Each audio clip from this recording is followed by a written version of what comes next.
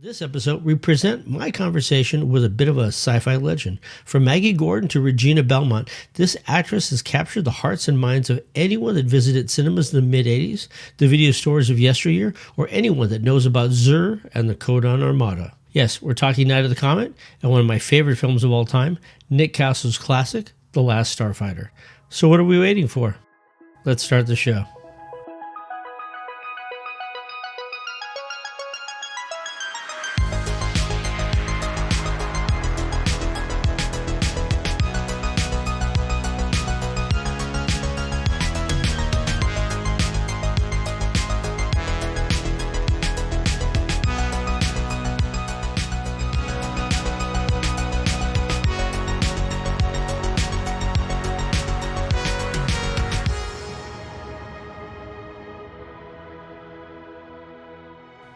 Welcome to Wocket Launch. Hope all is well in your neck of the woods. On this episode, we're thrilled to speak to one of the stars of The Last Starfighter, Catherine Mary Stewart, about her life and career and how a certain little film about a boy and an arcade machine changed her life. She's a guest of honor at BayCon this year, so if you'd like this conversation, maybe you should come to Santa Clara and meet her in person this 4th of July weekend. But before we get to that conversation, it's time for my 5 favorite things. The Last Starfighter edition.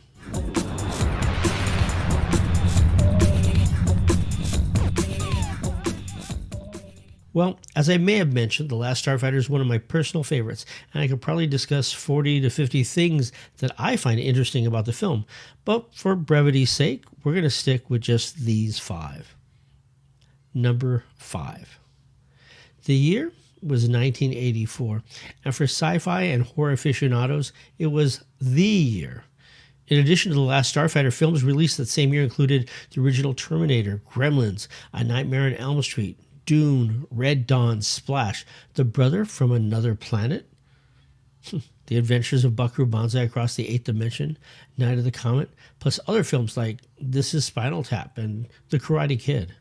That year was and is a rarity for having so many films. I won't even mention that it also released Top Secret, The Toxic Avenger, Chud, and The Company Wolves that same year, which is more than anyone could expect. Yet, that year also released Amadeus, Beverly Hills Cop, The Natural, Footloose, Romancing the Stone, 16 Candles, The Never-Ending Story, Greystoke, The Legend of Tarzan, plus to top it all off, when The Last Starfighter was released to cinemas, Ghostbusters, Indiana Jones and the Temple of Doom, and Star Trek III, The Search for Spock, were still in theaters. No question, it was an amazing year. Now on to number 4. The director of the film is Nick Castle, but not that Nick Castle. You see, his dad has the same name and was a director that specialized in musicals and was a master choreographer and tap dancer. He worked for studios like Fox, Warner Brothers, MGM, Columbia, and Paramount, and choreographed dance numbers for such talents as Shirley Temple, Betty Grable, Ann Miller, and the incomparable Gene Kelly and Fred Astaire. His son, who was the director of The Last Starfighter, was good friends with John Carpenter, as they both attended USC's film school. Then Carpenter was shooting a film nearby. He vowed to stay on set as much as possible, so he ended up getting drafted into putting on a mask and overalls and portraying the murderer in Carpenter's classic film Halloween. Nick Castle was the original Michael Myers. Now on to number 3, the sequel that has yet to be. You, I, and a host of others have wanted a sequel since the moment we watched the film for our 5th or 50th time. But due to a deal with Lorimar, who produced the films with Universal Pictures, and the original writer, who also says he holds remake rights, well, it's complicated even more. Warner Brothers absorbed Lorimar, and now there are just too many people, studios, and organizations all claiming the rights to it. That's the big reason why there's never been a sequel made. But in 2020, there are some rumblings of a potential sequel called The Last Starfighters. Well, fingers crossed. Now on to number 2. Our number 2 has to do with who did and who did not make it into the film itself, and we'll leave it to these 2 specific instances. One, it's rumored that the role of Zur, the evil leader of the Codon Armada, was offered to none other than Robin Williams, who ultimately passed.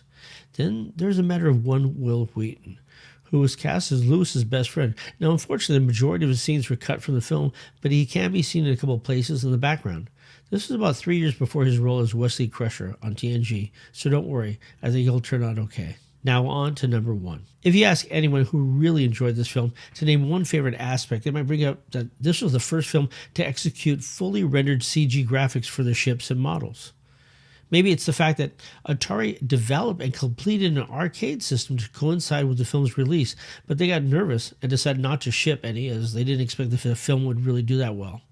Honestly, they would have made a mint from me and from all my friends, but maybe that's just not enough. I think my number one has to do with the role that was written for Robert Preston.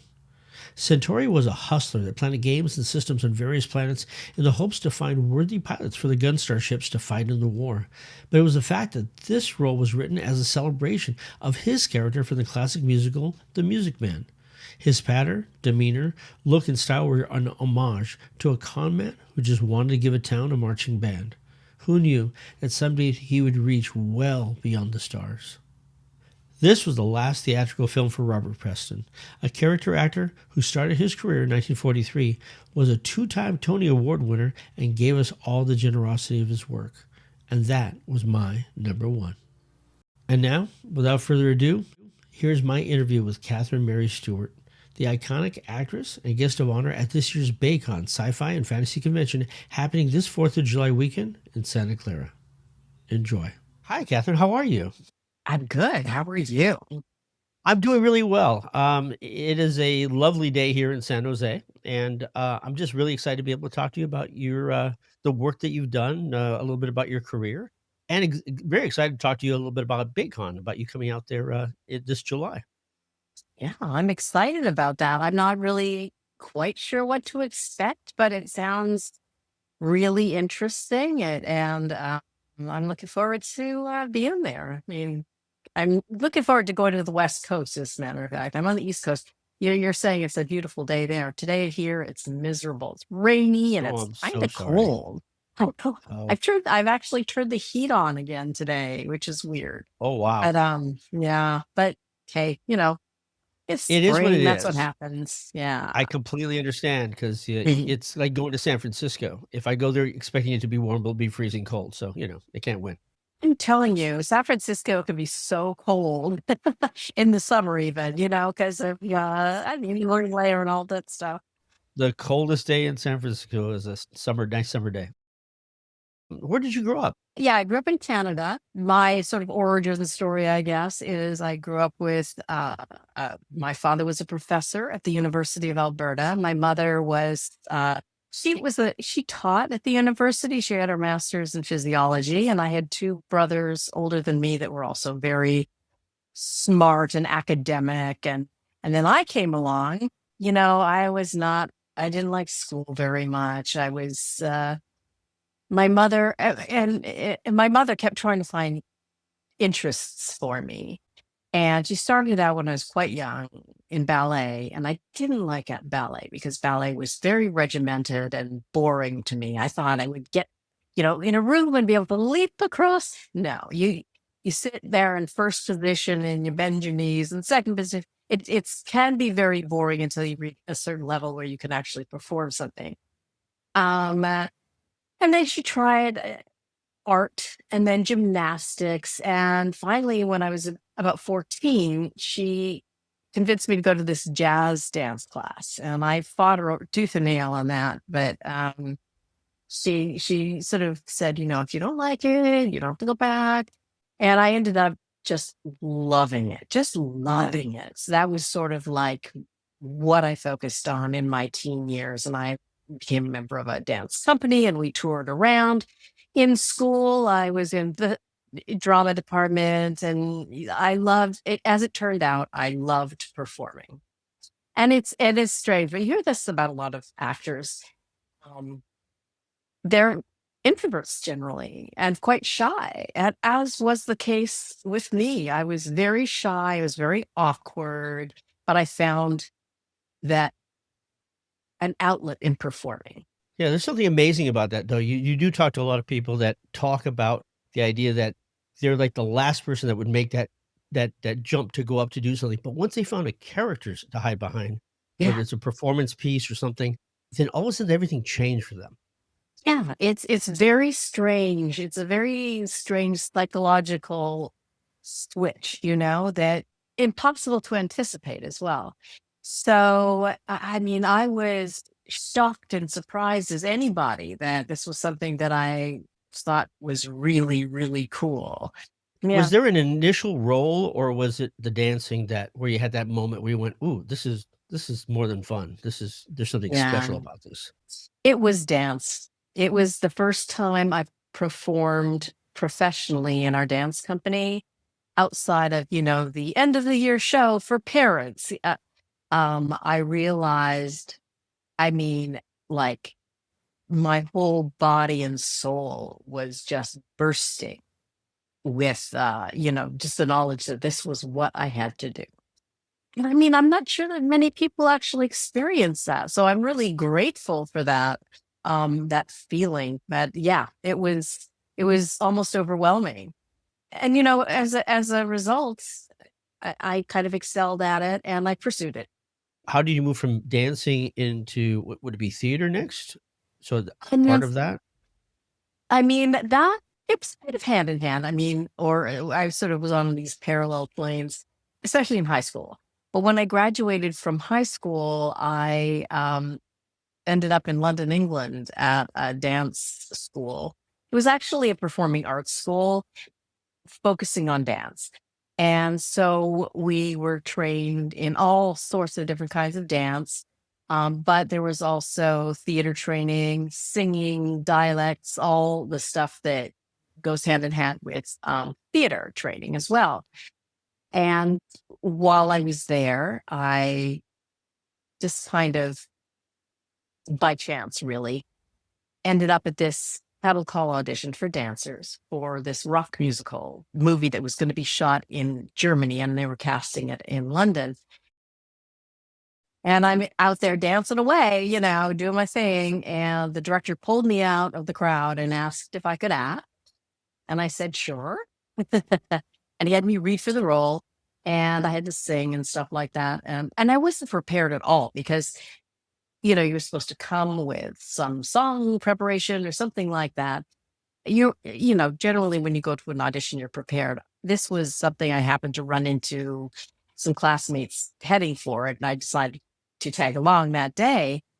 At any rate, I ended up with the lead role in this. It was a crazy film called The Apple. They sort of coined it as a futuristic rock musical. And that was in 1979, around the time of Xanadu and all these other Rocky Horror Picture Shows, those kind of things. They were very popular at that time. I'll be honest, I watched it again, not probably 2 weeks ago, Oh, nice, nice. I love and it. it's such a throwback. There's so many things in it that feel so familiar. I mean, growing up during that time, it was a different thing, but, I love the idea of, like, this far future of the '90s and That all in 1994, we have the future. the way it is. I Oh know my it's pretty goodness. funny. I know, Now but now how long was yeah. that shoot? How long did it take to shoot that? Oh gosh, I think it was I probably 6 weeks, something like that. It was pretty. There was a lot of production in that. There was a lot of the dance productions, um, just the stage, production, costumes, makeup, all that stuff. They started out with very elaborate hair and makeup, and realized that they just couldn't keep doing that throughout the shoot. It just was too time consuming. So it slowly was modified. That was pretty funny.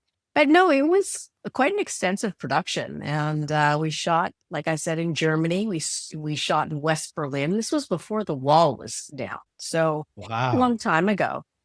Joss Ackland, the actor, and I took a train into East Berlin. Nobody in East Berlin could go into West Berlin, but we could go to East Berlin, and that was very, very interesting. West Berlin was kind of this little island surrounded by East Germany. And it was there as a peacekeeping kind of Sure. place. There were American troops. There were, I think, British and Italian and French or something like that. Um, but it was this little island, and it was quite a rambunctious place, West Berlin. And so taking a train into East Berlin, where you go through Checkpoint Charlie, the infamous Sure. Checkpoint Charlie, and you go by the wall, and it was like walking into a graveyard. There was nobody there. There was no color. There was no foliage. It was just gray. That was my impression of it. You have to question a regime that doesn't walls people in and is pretty gray. You don't see a lot of people running around having a good time. That's an amazing life experience. I mean, Yeah, oh the yeah. fact that you were there at that time and to be able to see it later in the way it after the fall and the way it Mm. was and everything opened up, that's just a remarkable I mean, I'm wrapping my head around it right now. It was insane. Yeah. Now the production itself, you're right. I mean, just the production value of the extras and the people that are there and the people, the choreography. Did you have time to rehearse? There was a quite an extensive rehearsal period. It really for that time period, it's sumptuous. It is It really kind of a is. beautiful movie. In this case, they did not pinch pennies. This was the very first movie that Golden Globus was doing for a Western audience. They were trying to break into Hollywood, basically. Also, it was a little strange watching it again and thinking about you having straight hair to that degree. Well, as you can see, that's really my natural hair. But in the '80s, where I did a lot of movies, I had the perm, and I loved it. I loved every second of that perm. I loved the '80s. It was such a fun, fun decade. I spent a little more time in London after the Apple. I actually went.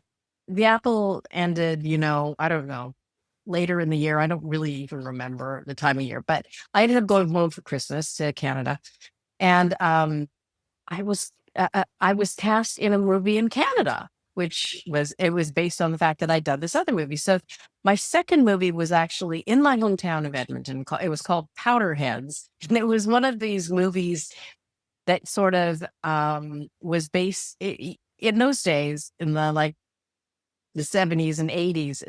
There were a lot of movies that feature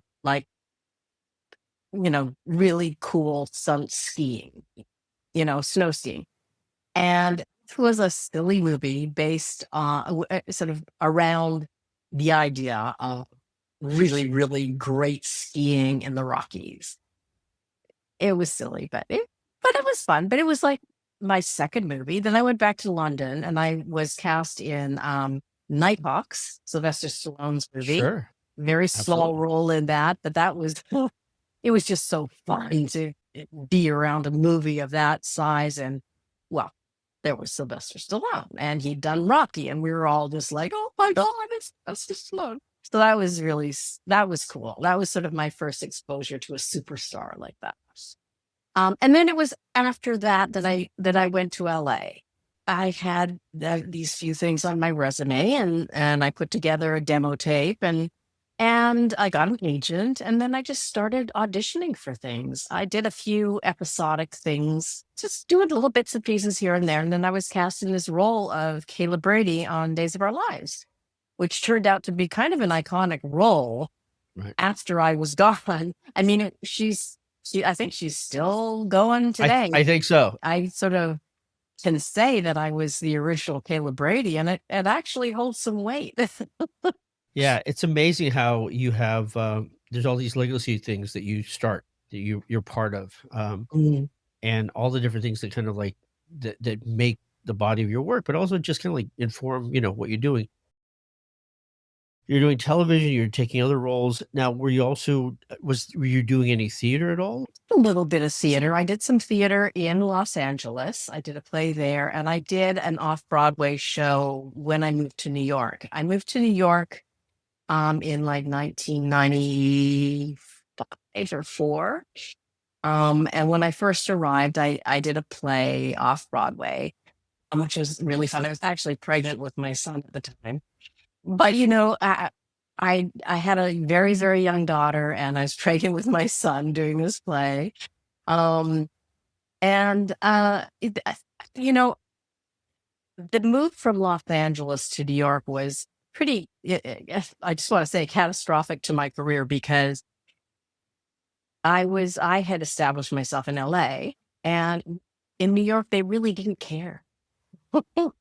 So I went on a, like a kind of a not a sort of an imposed, not self-imposed, but imposed hiatus. But it gave me a chance to, raise my kids and stuff like that. And then and when they were a little bit older, I started commuting back and forth to LA just to sort of try to stir things up again. And honestly, most people thought I'd retired or they didn't realize I was still in the business. So it's been, since then, since around 2009 or so, it's really been an uphill battle to like be out there again. But it has served me well, and I've gotten lots of jobs as a result. Uh, and that's a story in itself, this a story of resilience and determination. When I was in LA through the 80s and early 90s, I was lucky enough. I mean, one of my favorite movies actually and roles, but mostly I just love this movie was called The Last Starfighter. First off, just such a wonderful movie and such a wonderful role for you. But to hear that you actually still appreciate and that you find it to be a great memory and a big part of what who you are, that Yeah. that that's kind of for a fan that means a lot. Yeah. With the idea of these conventions, when I finally kind of agreed to do one, I was very nervous and sort of not sure what they were all about. I did the first one in like 2013 or something like that. And also I mean, as far as I knew, The Last Starfighter and these other little movies that I'd done in the 80s, they were, I hadn't heard anything about them for a long time. And I thought, nobody's going to show up for this. Well, I was wrong. There's a huge fan base of this movie out there. And that it's been since I started doing conventions and meeting these people that really, really love and appreciate the movie that I've sort of discovered this new appreciation for it as well. Because and really made me think about the movie in a whole different way because it has had such a positive impact on so many people. I mean, and so you think about it a lot, you're asked about it a lot, and I just have it just gives me so much joy that I was a part of it because it's such a beautiful little story about this boy from a trailer park in the middle of nowhere who had aspirations of getting out of there and doing more, but was stuck. And when the opportunity to really do something, at first he hesitated. He couldn't believe it, but finally he ended up in this extraordinary situation, an ordinary young man thrust literally into this extraordinary situation, and he realized his own potential. And it's such a great lesson for everybody. You have unlimited potential, and you should reach for it and be open to it and be prepared for it when it presents itself. And it's also about characters that we can all relate to. He's not some superhero from outer space in the future or something like that. He's a kid from a trailer park. And so I think that's part of the thing that makes it such a beautiful movie that has maintained this longevity, or this I don't know, this influence. It touches on something very human and organic, and I think people respond to that. There's there's so many moments throughout the film that just resonate. And yes, felt very much like him. I was I grew up in a place where I felt like there was not a lot beyond this, and when can we Mhm. do more? And I will not lie to you, we were probably playing video games in the arcade at the mall right before we went to go see the movie. So your mind kind of gets and I was playing the game behind me, the Asteroids machine, where you play this little starfighter that Yeah. then get me started. Is that I think there is a element of this beautiful relationship between the 2 characters. Mm. Your character is a bit of a kind of like a standout, a bit of a dynamo in the fact that she understands, appreciates, but she also, when she figures it out, then she's supportive. And I'm like, Mm. most people would be like, "I'm out of here. This is crazy," Yeah. throw one too many Xandozans after you, and then anything's possible. Yeah. I mean, certainly the character had a lot of weird stuff thrown at her that she didn't quite understand. But and then when it became clear, I think her first reaction was, "I don't know about this." And then she realized, no, I've got to do this too. I mean, they had a very mature relationship in a way. I mean, they were just I kids, thought but I so. think they'd been together for a long time, and they really knew each other. And she trusted him implicitly. And so when he asked her to go with him, she did hesitate, but she also understood ultimately that she could trust him. And this is the right thing to do.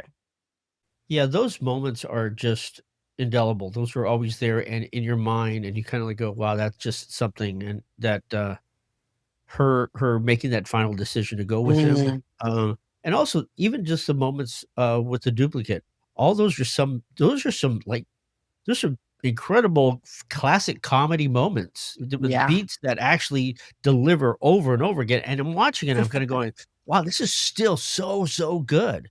Love it. It feels so relevant today, which I Mm. think a lot of people not knowing what they wanna do and, what I love the idea of it being like as what do you say? It's like the Excalibur test again. It's Mhm. just the idea Yeah. of doing it, and being pulling out the sword and the stone. Yeah. Pulling the Um, sword from the stone for sure. do you Yeah. feel a lot like, now that it's had its, place in history, and now that you've found all these people that we've never let it go. We've I and so know, that's what's so incredible. I and mean and you walked around going, "Wow, I wonder if anybody's seen this." And then I remember watching a couple of your, convention, interviews, you and Lance, at a Mhm, convention about, I don't know, 5, 6 years ago, and just listening to you guys talk about it, how it was so surprising mhm. that that people not just cared about it, but that had seen it over and over again, that took to heart some of the elements. Like I said, I thought she was incredibly progressive in who she was and the way that she moved forward through the film. And Mm. what a great example, for anyone actually. Right. I mean, yeah, that's really important. I mean, I always categorize her as sort of the girl next door, but I think she definitely had more dimension than that. They were sort of, along with being boyfriend and girlfriend, they were really best friends. And I think they were equal. He didn't treat her like some chick. And when he did, and it wasn't really him, it was the beta unit, she was like, "Oh, what slap, Right. So Um, still some of so my yeah, favorite moments throughout. And that's also the thing. just Me this too, this by the way. and also just the caliber of the people throughout, whether having people like Robert Mhm. Preston, other people that were in the film, Incredible cast. and the fact that he was literally doing the Music Man the entire time. That's what was going on. That was, he was out there, he was selling trombones. I mean, honestly, it was amazing. Yeah, I think he was pictured as that character from the beginning. And you know what? He in real life, he's that guy.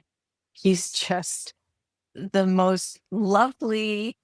He kind of glows in a way. He's just the most lovely, seemingly benevolent, beautiful man. And I only met him once. I didn't work with him at all. Never met him on set until we shot some pickup shots afterwards, and we had to do it at the studio. And he was leaving as I was arriving, and I was introduced to him. Thank goodness.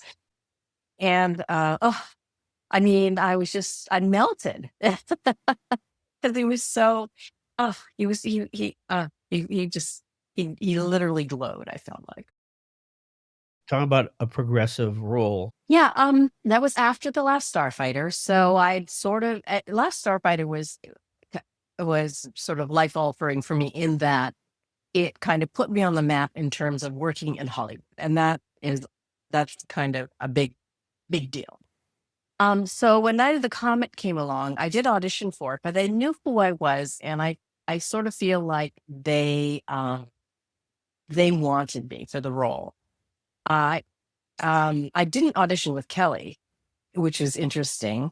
She auditioned with somebody, I don't know um, who was blonde. They were more sort of, I don't know, they physically looked more like, I suppose. I auditioned with somebody who physically looked a little bit more like me, but we ended up being cast together, which was surprising to both of us actually, because when I learned that I got the role, um, they had us meet at the studio. We were going to do some photos together. And we were both like, oh, because I just assumed it would be the person that I read with, and vice versa for her as well. Um, so that was kind of fun. And I got the script. It was such a different kind of a script. It's very quirky. It kind of had the horror element. It had all these different it touched on so many different genres. I mean, in those days, the Valley Girl kind of movie, with the mall and all that stuff was quite popular. A lot of movies made in a mall in the Valley with teenagers. So it was sort of that genre, but so much more. I mean, with the zombies and the sci-fi element and the asteroid, sort of the apocalyptic element to it. And what really was the most interesting sort of bow to tie it all together was kind of the comical element to it. When Tom Eberhardt, who was the director, wrote it, he interviewed a couple of girls, teenagers, and asked the question, what would you do if there was an apocalypse and everybody was dead except for you and your sister? And as is portrayed in all these apocalyptic movies, everybody's panicking. They're either, drinking themselves into oblivion or freaking out or rioting or, there's so much fear and chaos and disaster. But these girls, their response was, you mean our parents? They were like, this is excellent. What would we do? And back in the day when there were malls everywhere, we'd go to the mall, of course, and just do whatever we wanted to do. So that he kind of built on that. And I love that because in fact, that's probably more realistic than these things that we create that are such disasters given the situation. And that's what also makes it unique. And again, this is a movie where it was just about a couple of regular girls, just trying to get by. I was working in the movie theater, and the other one's like a cheerleader, but she hates her stepmom and, all that stuff. And then this thing happens, and lo and behold, they can take care of themselves, damn it. They Without had, question. yeah, without question. And they didn't have to be a victim. They didn't have to depend on some guy. They were just like, okay, yeah, we can take care of ourselves. Their father in the story, he's a Green Beret, and he had taught them how to use guns and this sort of heavy weaponry.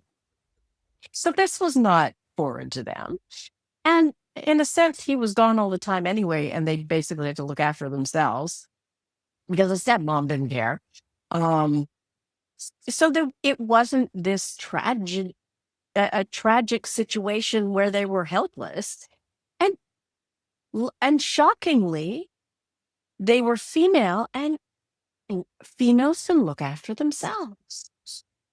And it is a concept that you don't see very often, even today. Right.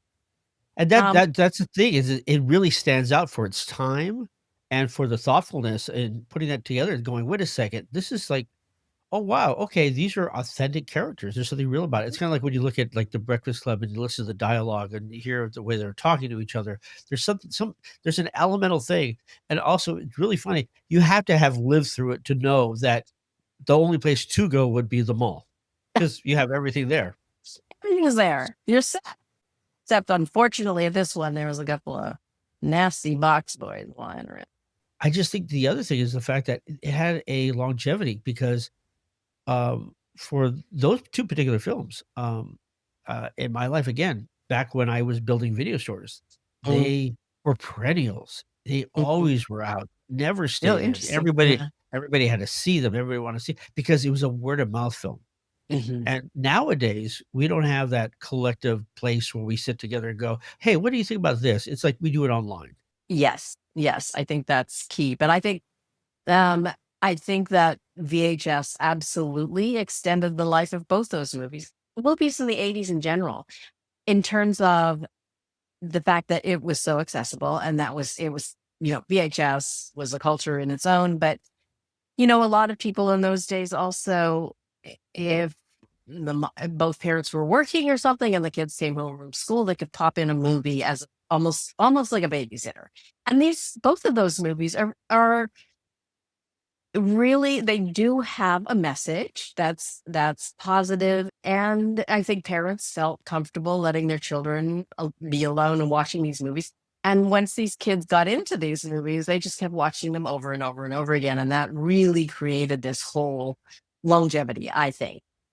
And Nice Comet specifically, both Kelly and I have had lots and lots of people say, young women say, you really had an influence on me and really can let me know that I can take care of myself and that women are independent and strong. And parents were like, this is such a great lesson to teach my daughter. And even, guys, this is the other thing that's sort of in mass movie production, the people that are in charge assume that guys aren't going to like strong women or these kind of things, and it's absolutely untrue. Guys love this movie. Because like, I don't know, yeah, they're so worried about their masculinity or something being threatened, and it just isn't the case. So it's a shame that there isn't a broader spectrum of these kind of movies, because I feel like the people in power or in charge or the ones that make the decisions of what can be made, they're there just to make as much money as they can. They really don't think of it on the artistic or any kind of sort of intellectual level. It's all about money. And I do Right. feel often that the movies that are put out just to make as much money as they can really dummy down the audiences and rob them of really fun experience that they can relate to on some level. I always think back of, during those times of the films that really resonated for me. I Ooh, know one of my favorite films of all time is, The Goodbye Girl, Marsha Mason and yeah, Rich that's that. Dreyfuss, and the thing it it was considered a smaller type film because it Mhm. wasn't, it didn't have, like, a lot to it. It just it was about a relationship. And people often would be like, "Well, I don't know if I could go see that." And then you watch it and you see this Oscar-winning performance from Dreyfuss. But it is just amazing how the movies that we used to consider that were small, the 2, 3, 4, $5 million movies can't be made now because Mhm. everybody has to be a tentpole or they have to do something. Or if you get into a certain dollar amount, it's just, well, it's only gonna go streaming. It's never gonna go to the theater. Mhm. Yeah, And I think there should be a independent resurgence where people get together and work on content that they wanna make because you know what? There's audiences for it. absolutely. They just have to experience it. I mean, the only product that they're getting is not that. So they don't many kids don't know any better. And it's also a shame about, the theater experience, going to a movie theater and experiencing it on a large screen. I mean, hopefully that won't disappear completely because I think that's a whole other thing. But yes, I agree 100%. I mean, some of my favorite movies are European movies because they're about relationships. They're about human beings and human experience and humanity, about a story that you can sit and watch and become absorbed in and then think about later. And there's so many different levels, or maybe even go back and see, as opposed to just being inundated with special effects and explosions and whatever it is. And um, So I wish there was more of that. I'm really curious to see what it's all about because I don't really, like I said earlier, I don't really know what to expect, but that is kind of the exciting part of it all. I feel like from how you describe it, I'm going to come away with a whole bunch of new knowledge that I didn't have before. And you're right. In these kind of things, it's like a universe all its own. It's a culture of people that have found each other and meet at a place. And it's like it's a lovely thing to see where these people feel like they can express themselves in maybe a very specific way that they wouldn't feel comfortable doing in public or whatever. But yeah, it does entering convention, you really do get a sense that it's kind of a universe all its own. And it's one of joy and unity, or one where like you said, you don't know the people, but you recognize and you understand who they are. And it's a wonderful place to be. Well, one thing that happens so often is that you have to become a different person at your work, at places you are. Mhm. You don't necessarily tell somebody that you're into whatever the genre specific thing that you're into. Mhm. But at a convention, it's almost like, how many badges do you have? What are the Yeah, things that you like? How many times have you seen The Last Starfighter? right. And, maybe there I'll actually admit it. How many? Because it's well over 100, but not important now. Um, but the the See? reality is that having a place for that, especially today's day and age, is not just remarkable, but it's also so necessary because we I don't think get so. enough outlets and we don't have the ability to kinda interact that way in a humanistic fashion. Right, I And agree. so it's a great way to kind of like really look at the human condition and see what it's all about, and to see that really it's people that look to the future that want something better for ourselves. I mean, Mhm. I've always wanted to see, more of The Last Starfighter because of the fact of the offer of promise that it offered Mhm. for the future. And I mean, there's something really beautiful about that. So I think the conventions do that as well. So I hopefully think so too. we'll be able to share a little bit more there. But I want to thank you so much for taking time to really be part of this. It really is wonderful. No, it was my pleasure. I'm so pleased to meet you, and I look forward to seeing you in July.